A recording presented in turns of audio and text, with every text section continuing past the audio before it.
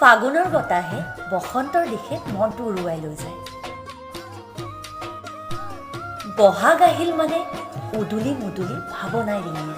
ৰুণজুন নুপুৰে মাতে, কি সাজে সাজে কুহি পাতে, মন মোৰ বলিয়া কৰে।